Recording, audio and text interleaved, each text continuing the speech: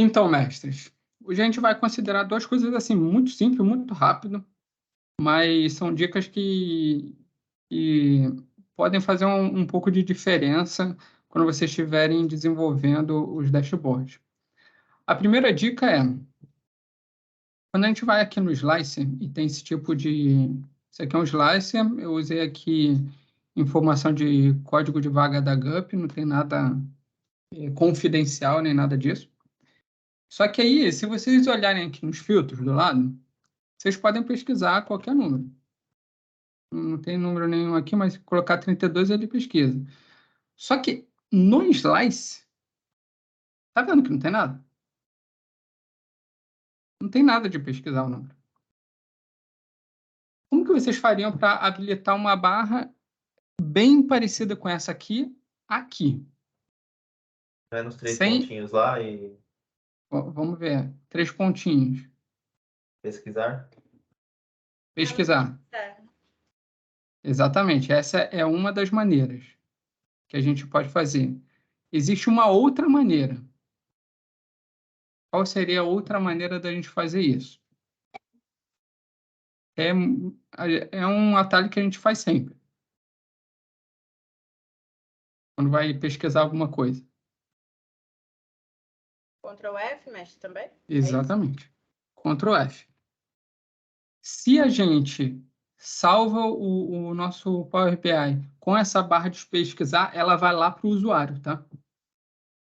Ela vai ficar gravada para o usuário. Se a gente salva assim sem, ela não vai para o usuário. Essa é a primeira dica. Por que achei importante mencionar isso? Porque geralmente essas coisas de visual, elas ficam aqui, né? Na parte de formatar visual. E não tem nada. Assim, eu pesquisei muito. Não tem nada aqui referindo a essa parte de pesquisar. Ela só é aqui nos 3 pontinhos ou então com um atalho. Vocês não vão encontrar nada aqui nas partes de visual. Então, não é intuitivo como as outras coisas do Power BI. E aí vale a pena ressaltar isso. Esse é o primeiro ponto. Segundo ponto, que estava lá no Slack, né? Como que a gente faz para renomear uma coluna sem quebrar os nossos dados? Pelo seguinte motivo. Se a gente vem aqui no Power Query, que é o que a gente geralmente faz, né? E eu ponho aqui para renomear, ele vai criar um step. E se tiver alguma coisa se referindo a essa coluna, ele quebra.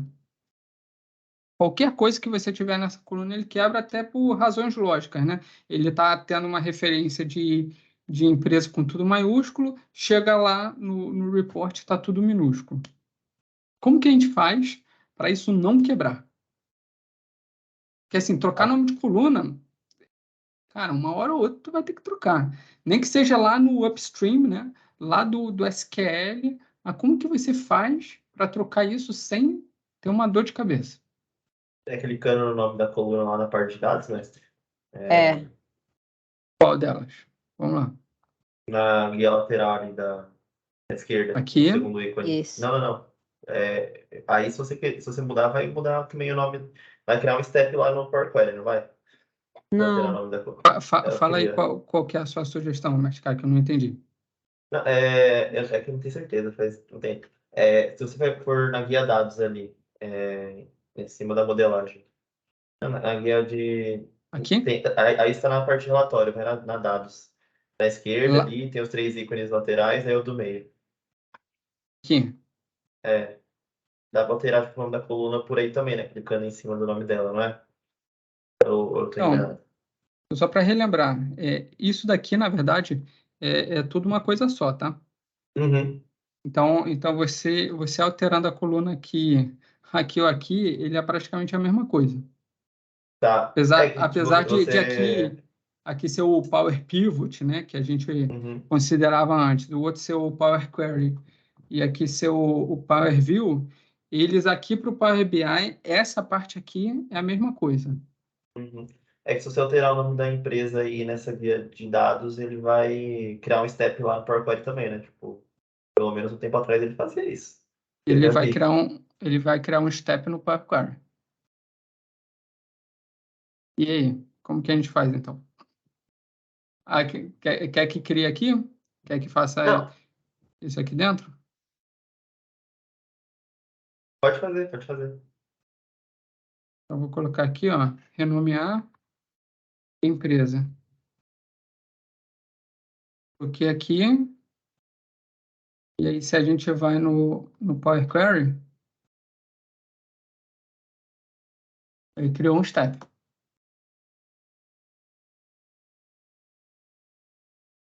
E aí, isso quebra ou não quebra a nossa medida? Eu acho Cara, eu que acho não que não. quebra. Eu também acho que não quebra. Eu já fiz isso daí outras vezes, eu tô tipo, não devia quebrar. Eu já fiz isso e não quebrou. Eu não sei se foi exatamente isso. Então, trocando por aqui não quebra, tá? Mas tem que trocar por aqui, gente, tá? Se a gente trocar direto no Power Query, ele quebra. Aqui ele faz alguma referência interna para ele trocar a referência de todas as medidas que você tem antes de jogar para lá. Quando você faz lá, ele simplesmente joga a coluna nova e ele não faz essa troca de referência, tá? E aí, por exemplo, eu quero voltar ao nome que era antes. Vou no Power Query para deletar? Não, não vai no Power Query para deletar, tá? Você tem que ir aqui de novo, renomear o que era antes, ó, tipo empresa maiúsculo. Aí você vai ver que no Power Query ele continua com aquele step, que é esse step aqui, ó, mas aí tá trocando para o que era antes, ele simplesmente não faz nenhuma alteração e aqui você exclui. É importante saber isso, porque senão vocês vão meio que perder a medida que vocês têm. Vai começar a dar erro em todas as medidas. E eu falo isso porque já aconteceu comigo. Eu fui alterar aqui e não tinha essa maldade. Me lasquei depois para resolver as medidas. Tive que. Na época eu desisti. Eu voltei o nome que era antes e desisti. Beleza? Beleza, nossa. Beleza. Pode falar, mas. Não, não, beleza. Então, beleza. Eu queria mostrar, já que foi tão rápido, queria mostrar uma outra dica para vocês, na verdade duas, mas queria saber se alguém teria algum comentário, alguma dúvida, alguma coisa legal também que viu aí no Power BI esses dias. Se não tiver, eu já vou para o próximo. Mestre, não tem uma coisa legal, tem uma coisa triste. Diga. Eu até compartilhei com a mestra Dani, aí ver se pode já ter acontecido com vocês, e se, enfim. O que aconteceu? A mestra lá de marketing, ela me chamou e falou que o dash da Braze, com as informações da Braze, estavam com as informações tudo duplicadas. Aí a primeira coisa que eu vi foi se o dataset, como eu mudei recentemente esse dataset para o DBT, se eu teria feito alguma lógica errada e teria duplicado lá. Então, a primeira iniciativa foi essa, e aí eu vi que não, que o dataset lá estava retornando o valor correto. Aí, o que eu falei, pensei, né? Então eu vou publicar novamente o dash para ele dar uma nova carga, para ver se era algum bug e tal. Quando publicou, continuou com a carga toda duplicada, os dados todos duplicados. Aí eu falei, vou fazer mais uma tentativa, vou publicar ele de novo com outro nome. Porque eu já estava assim, pensando que era o quê? O conjunto de dados que em algum momento duplicou. Na minha cabeça era isso. E aí, de fato, quando eu publiquei de novo, só coloquei a palavra teste no final, ele publicou sem estar com os dados duplicados. Aí eu até comentei com a Dani ontem, a gente procurou por alto assim algum bug que tivesse rolando nesse sentido, né, de ter duplicado a carga. E assim também a gente viu muito superficial, não encontrou nada. Mas aí, como eu precisava entregar para o pessoal lá do marketing, que eles estavam precisando ver o número, no final eu só vi essa solução, sabe? Quando eu publiquei de novo com a palavra teste, mandei um novo link para eles e por enquanto tá tranquilo. Agora eu achei estranho isso, ele ter dado carga. Tô achando que é isso, sabe? Ter duplicado os dados, mesmo quando eu publiquei ele de novo e deu a carga inicial dele, né? Continuou duplicado. Isso Aí depois eu do achei DBT, né? estranho. Foi depois do DBT que isso aconteceu, né? Foi. É algo que a gente tem que monitorar aí para ver se todas as vezes que a gente conecta o DBT isso acontece. Vou ficar monitorando, mas tem outros desks que já estão com datasets via tipo Ô, mestra, DBT. pelo que você disse, o dataset no... Tipo, a tabela que a gente tirou pelo DBT, o dado tá certo. Não Pô, se você, entendi, dá um mas select, se você der um select na tabela que você gerou pelo DBT, o dado tá certo, né? Tipo, tá o dado tá vindo... certo. Não, não é DBT não, porque se tivesse duplicando pelo DBT pela configuração incremental lá, a tabela estaria errada também. Foi o Tá que eu com mais cheiro imaginei. de bug mesmo, tipo... E na própria Não, Se não, versão você... então. desktop, eu também atualizei, assim, eu fixei algumas campanhas que eu sabia qual era o resultado por conta da extração direto da Braze, né, que o pessoal de marketing me passou. Aí o que eu fiz? Fiz um select lá no próprio desktop, atualizei para dar carga, como o dataset é muito grande, eu fixei só nessas tabelas para poder saber se ia retornar o valor duplicado. Aí não, mesmo quando eu atualizava o dashboard, né, a versão desktop, antes de publicar, não estava duplicado. Aí quando eu publiquei ele, em cima daquele conjunto de dados, né, que eu tipo, só substituí, continuou duplicado. Aí a única alternativa, a outra que eu fiz, foi publicar com renomeando. Aí é como se ele tivesse gerado um novo conjunto de dados e aí não duplicou mais. Assim, por que que eu perguntei do DBT? Pode ser que tenha algum bug de cache aí quando você troca o dataset de algum outro source para o DBT. Por isso que eu Entendi. falei, vamos monitorar essas transições de outros datasets para o DBT, que pode ser isso. Ou pode... Mestre, mas você acha que tipo, eu acredito que a mestra tenha feito ou via Direct Query ou um ODBC da vida, né? Conexão lá no Dash. Eu fiz vídeo Conectou. corte.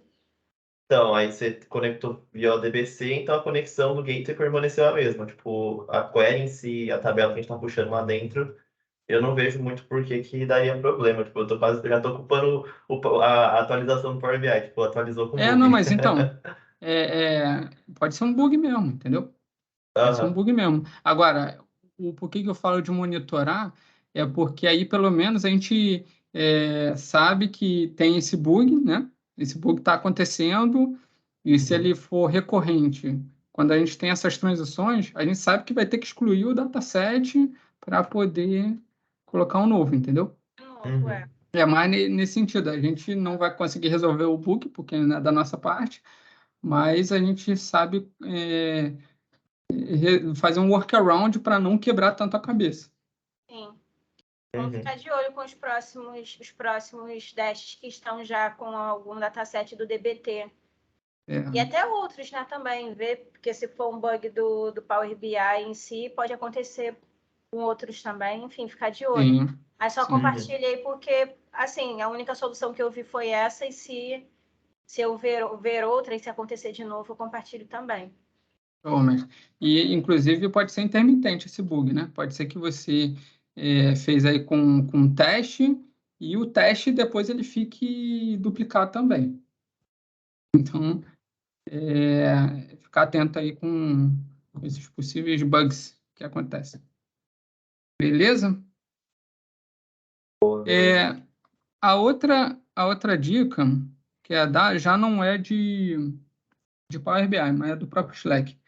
Vocês sabem como programar mensagens? Tem um negócio de envio lá, tipo, em cima do aviãozinho que eu uso ele. Sabe, tipo, Aviãozinho? Deixa na hora que você vai escrever a mensagem, eu acho que, tipo, embaixo do aviãozinho, tipo, aparece ali, ó, tem a setinha. Ah, acho que ali na setinha dá pra colocar. Aqui? Na setinha do lado.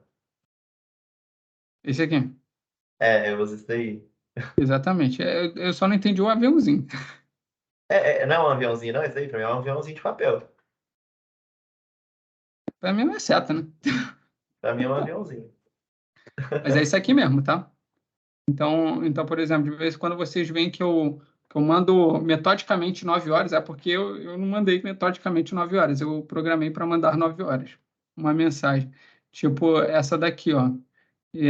Tem uma mensagem que vai ser enviada na quinta-feira, para não ficar. Eu encontro muitas coisas na internet.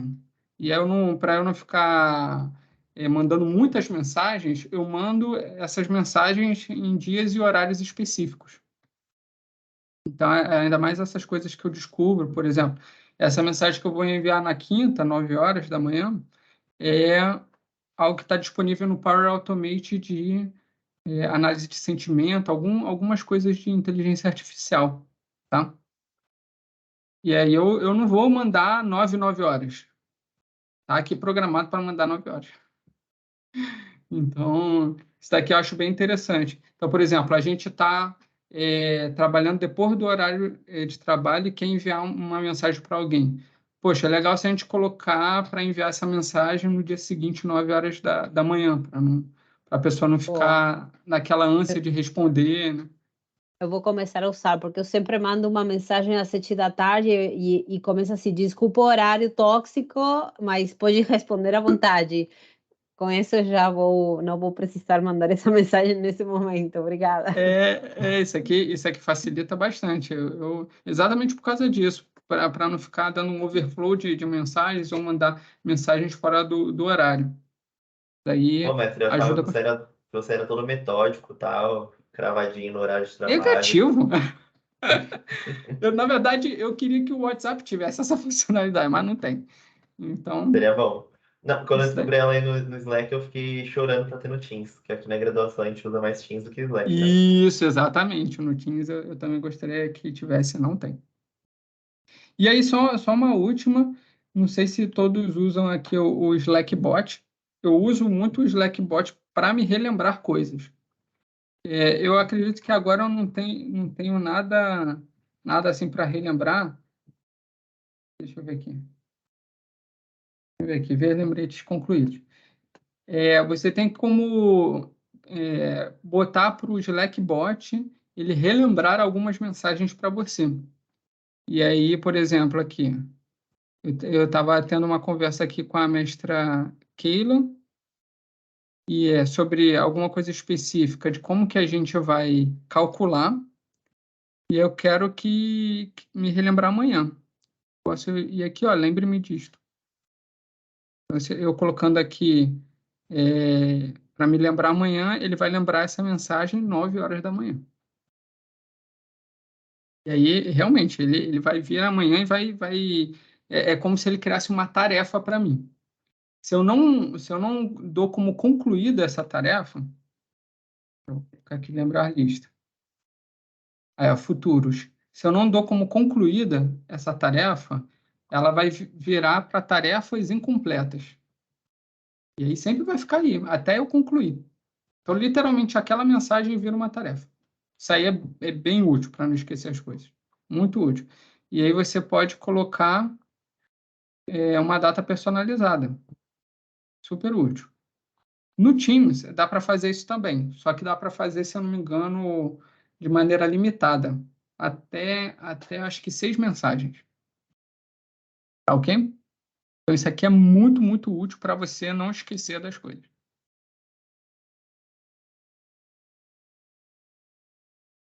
Alguma dúvida? Alguma pergunta? Não? Então, deixa eu parar aqui a gravação. Muito bom.